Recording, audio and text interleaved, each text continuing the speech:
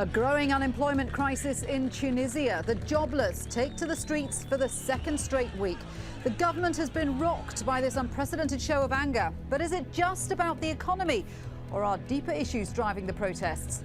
This is Inside Story.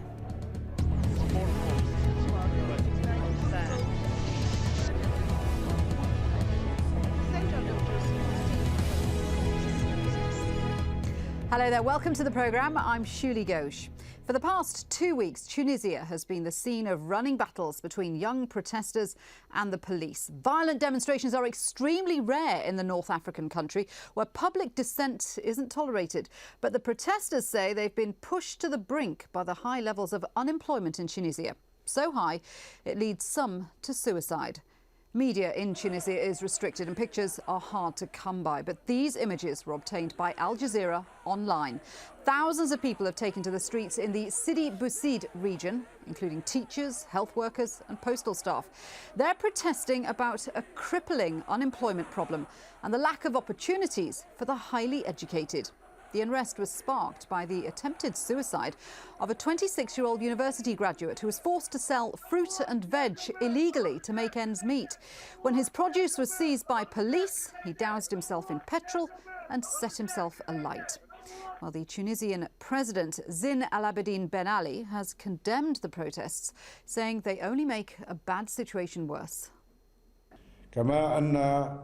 Resorting to violence by a minority of extremists, inciting violence and disorder in the streets against the interests of their country as a means of expression is not acceptable. It will have a negative impact on creating jobs. It will discourage investors and tourists, which will hit jobs. The law will be applied firmly to punish those found guilty of inciting. Well, joining me to discuss this further are our guests today. In Rabat, Larsen Ashi, a scholar at the Carnegie Endowment for International Peace. In Paris, Douglas Yates, a professor of political science at the American University of Paris. And in London, Nur el-Din Meladi, a senior lecturer in media and sociology at the University of Northampton. Gentlemen, welcome to the programme. Nur el-Din, let me start with you. Unemployment, clearly a big problem in Tunisia, but it's a big problem in a lot of countries. What's happening in Tunisia? Why has it exploded there? It is certainly a big problem in Tunisia because this is the accumulation of decades, actually, of marginalization of not only graduates but other young people in the country. When you speak about unemployment in Tunisia, the official figures, for instance, speak about 13% of the population unemployed, but other unofficial figures from other centers of research, for example, they testify, for instance, in Sidi Bouzid, where the riots started off, they speak about 25% of male graduates are unemployed. About 44% of female graduates are unemployed. So in actual fact, there has been years of problematic simmering, which basically led to what's happening nowadays with regard to unemployment. So we are speaking about marginalization which become kind of systematic, not only for young people, but actually also regional marginalization. When you speak about the coastal cities, for example, who are kind of wealthy and prominent with regard to tourism and the tourism industry. But you speak about the southern parts of the country, especially the north, the northwest, and so forth, and also the south. You speak about many regions that are very much deprived for decades before in the reign of Bourguiba and also now in the reign of Ben Ali. That you say that because the World Bank relatively recently was praising Tunisia for weathering the current economic crisis quite well. And when one looks at Tunisia, I mean, you look at its exports, you look at its tourism business, I mean, it even has oil.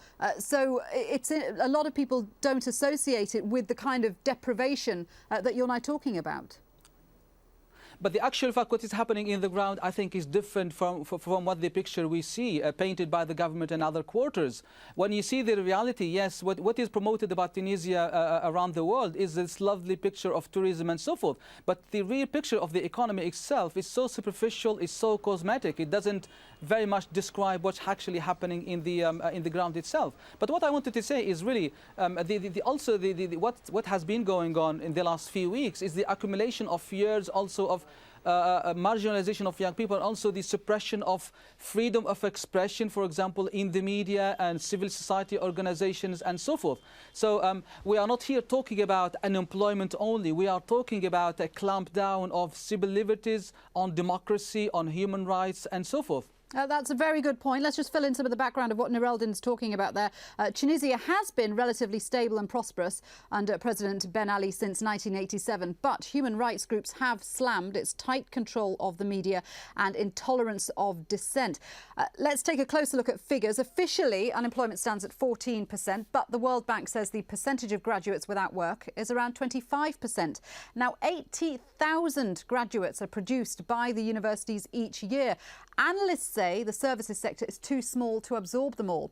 Tunisia's main exports are agricultural products, textiles and oil, but most of the jobs found here aren't suitable for those with higher degrees. And as for the private sector, the World Bank says that is hampered by the, quote, heavy and pervasive intervention by the state in the economy. In fact, private domestic investment stands at just 15%. Doug, do you think the government was caught by surprise by these? Because as Noureldin has said, and as we know, the government has quite a tight grip of control on the country. Well, I think what the government is having to deal with is the rise of yet another new generation. And every 10 or 20 years, these states have a problem because so long as you don't have real leadership change, you have previous generations who have a gap of understanding of the problems of younger generations. If we look at Tunisia in the 60s, getting an education was itself seen as a good thing. But today, higher education is seen as a vehicle to getting a job. That is, it's a means and not an end. So that people who might have been satisfied simply to have received a higher education in the 1960s are now extremely disappointed when, having received their education, they can't find work. And a lot of Tunisians do receive education because the government puts a lot of money into education. So arguably, the government is also prioritising higher education. That's right. And the government is made of people whose generation understood the problems of their time. And the newer, younger people who are coming of age in Tunisia have different needs. Some of these are post-material needs. I would agree. There's a need to open up more traditional forms of political participation, to channel this youthful energy into political parties, into media, into communications, and other forms of political expression. But also, I think it's inescapable, ultimately, that the young will eventually protest against the old. And the difficulty with this system is, like in Greece, there appears to be a blockage. That is, older generations have not created an impression among the youth that the youth are going to enjoy the kind of life they see on the internet, the kind of life they see in other countries in the Mediterranean. Larson, do you agree with that point? There's a highly educated population, but they're simply not being given the opportunities. Yes, that's true. We have to recognize when we compare Tunisia with other countries in the Maghreb that Tunisia has made an effort in terms of education. You said that the budget allocated to education and higher education is much more important in Tunisia. But the problem is there is a gap in comparison with the sectors that has been developed by Tunisia.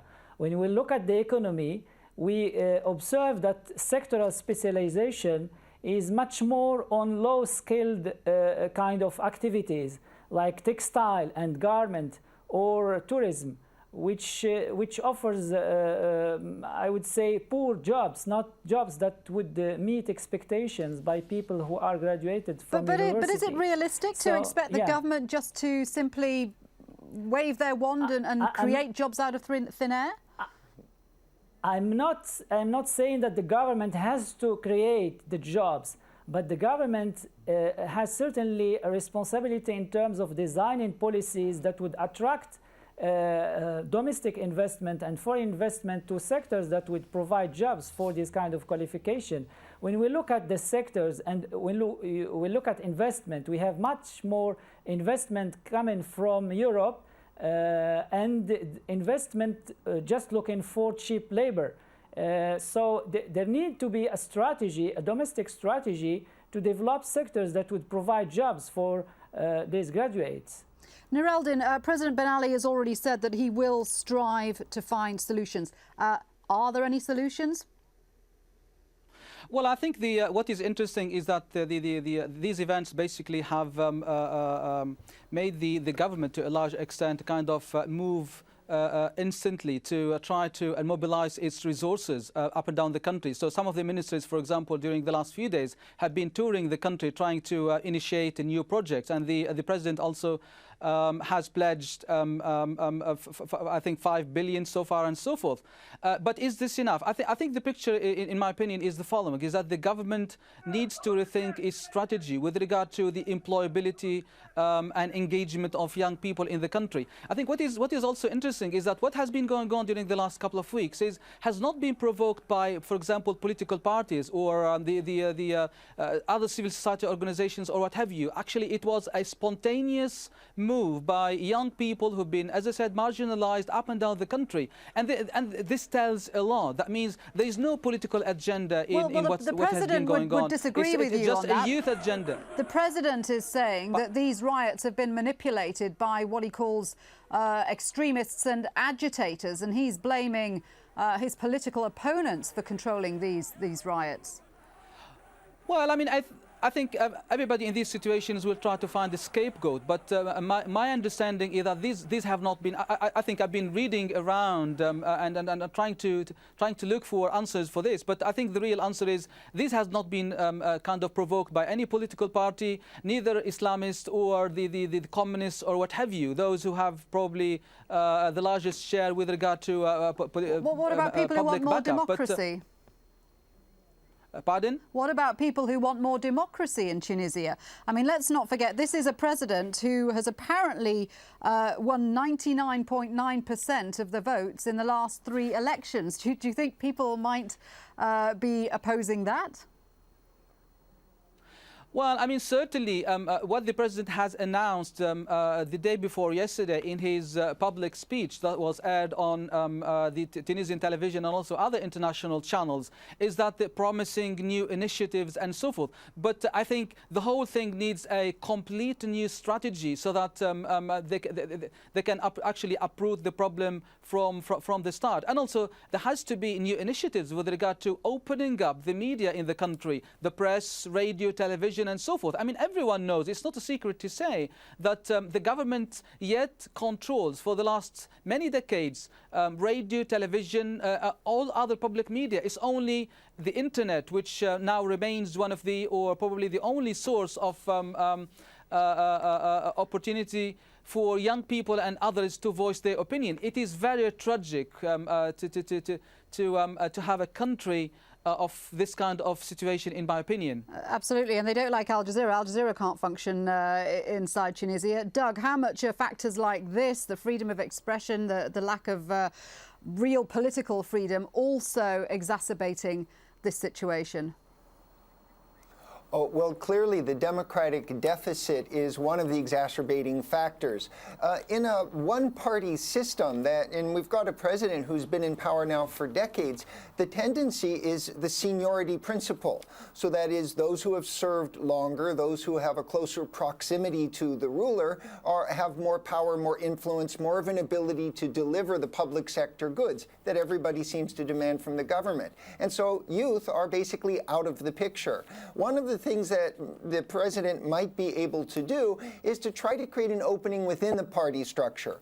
But I did want to make a point about the democratic deficit. Usually we tend to look at protests in a negative framework as a pathology or a sickness that needs to be cured. And it is important to note that where people don't have a meaningful vote, that where they don't have jobs so they can't strike, where they don't have purchasing power so they can't boycott, protest action is, in fact, a vehicle of nonviolent political participation. And getting the youth out into the streets, as negative as this might be framed, is, in fact, a rite of spring. And that's the way it's understood in France, a rite of spring. That, in a sense, the young who don't go out and protest are missing out on one of their duties as a citizen and one of their opportunities to get political training. Larson, what do you think? I mean, how shaken will the government be by these protests, and could they lead to any kind of change on the ground? And I'm thinking, you know, beyond economy here.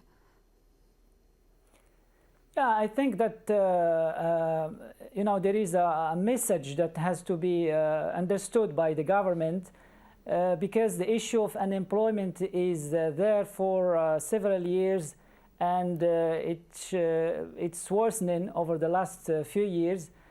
So I think that yeah, it's beyond unemployment. There is an issue of freedom of expression, of political participation, of democracy. And the fact that education is there, I mean, the Tunisian population is not the same as it was 30 years ago. So they need a new governance style and more participation, more democracy. So these protests are also there to express the need for a much more open regime and governance and more transparency. We talked about investment. Investment also needs transparency, less corruption, more transparent transaction, and this is also something lacking over the last years in Tunisia. Well, let's talk more about corruption. In fact, a US embassy cable dated June 2008, which was recently released by WikiLeaks, highlights the impact of corruption on Tunisia's economy. That cable said, for all the talk of a Tunisian economic miracle and all the positive statistics, the fact that Tunisia's own investors are steering clear speaks volumes. Corruption is the elephant in the room. It's the problem everyone knows about, but no one can publicly acknowledge. Larson, that was dated 2 years ago. Are you saying that's still the case today, that there is corruption at high levels? I think it's increasing. According to, I mean, as you know, it's hard to have a kind of very accurate information on that, but testimonies and from business people in Tunisia are suffering from the issue of corruption. We know that there is a number of people that are close to the regime and that impose a kind of a fixed amount to pay to enter in business. And so they are suffering from this, and this is create less initiatives in entrepreneurship and less creation of jobs. So this is a big issue that is governance related and has an impact on the ability of the economy to create jobs. Nureldin, what do you say about that? I mean, that US embassy cable was referring to allegations of corruption among people close to the president. I mean, these are realities in the country. They are not only in Tunisia. I think they are in many other parts of the Arab world. That's very unfortunate, because there is no real accountability with regard to the management of the resources of the country. Now, the WikiLeaks cables, they, in my opinion, were probably one of the catalysts for what has been going on, because all of these young people, they know, for example, there is this gap between the north and the south, between the coastal cities that are flourishing with all these projects and so forth, especially when you go and visit them, and other parts of the country. So we know that there is kind of misuse of the resources. But whether they will lead to any form of changes, I wouldn't think so. In my opinion, all of these protests, they are not going to lead to a political change or what have you, or a form of a kind of revolution. No. You don't think so? I mean, the fact that there's been this kind of protest is so rare in Tunisia. The fact that there's been this volume of demonstration, and also, let's not forget, President Ben Ali has actually reshuffled his government, hasn't he? He's fired 4 ministers. Is that not significant? Well, it is partly significant, but I mean, he has to be seen to make a move, and he's been, I think, proactive in making positive move, in my opinion. But he needs to do more. His government needs to do a lot more. He needs also to rethink, in my opinion, to activate civil society in the country. Civil society in Tunisia, in my opinion, is partly dead, because it's only those organizations that are pro-government or pro the regime itself that are functioning properly. They get the right funding, and they have the ability to operate in the country, but many other, hundreds of other civil society organizations that used to exist actually in the time of Bourguiba, they don't exist now. So the strategy should include reactivating, reviving civil society in the country, local opportunities, local initiatives in various parts of the country, also opening up the media, opening up freedom of expression, and also opening up the political life to various political parties. What's happening now is only those parties, for example, who are pro the government itself and pro the government plans that are allowed to legally operate. Many other political parties are not allowed to. So this situation, I think, in my opinion, should change so that the country can probably remain stable for the future. OK, let's get the view from on the ground. Many Tunisians have been forced to leave the country in the search for jobs. On Wednesday, Libya opened its borders to Tunisians hoping to find work. And this is what some Tunisians living in Libya had to say about the latest crisis. The truth of what is happening in Tunisia is bad presentation of a legitimate right of the young people of the country. This is an extension of last year's disturbance in Al-Gafsa area, but it was not properly reported to the highest level of authority in the country. The head of the state should talk directly to his children on the Tunisian streets to properly identify what is happening and cure it. What is happening on the streets of Sidi Bouzid is a legitimate demand of the people there, because there is a large number of unemployed people there, especially among graduates. But their requests have to be more pragmatic and in a peaceful manner. Doug, if the president can't address the issues in Tunisia, where will it lead? Well, probably a lot of people will think in a hasty way that if he can't control the student protests, then they're going to become aggravated.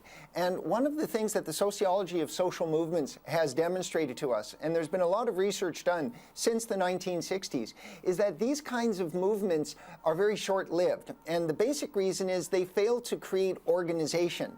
That is, the students don't tend to save the kinds of resources they need to pay for their food or to create shelter or to do the things that a long-term action by trade unions, where you had strikes that sometimes would have to last years, do. That is, the kids, after a few weeks, run out of resources and have to go home. So I think what the government needs to do is take this unique opportunity to listen to what the younger people are saying. Because if the government doesn't, these people are potentially going to be recruited through the internet into Islamic fundamentalist opposition groups, the government's real opposition. Or they're going to leave the country. They're going to vote with their feet and migrate to other countries in the Mediterranean that offer them opportunities. Very, very quick last response from Larson. Do you agree?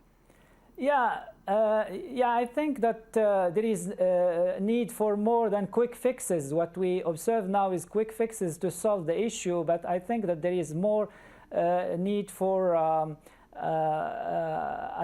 reform of economic and political landscape in Tunisia to solve really the issues. Thanks very much indeed, and thank you to all my guests today for taking part in today's discussion. Larson Ashi in Rabat, Douglas Yates in Paris, and Nureldin Maladi in London. If you have any comments about today's programme, do email us at insidestory@aljazeera.net. But for now, for me, until next time, bye-bye.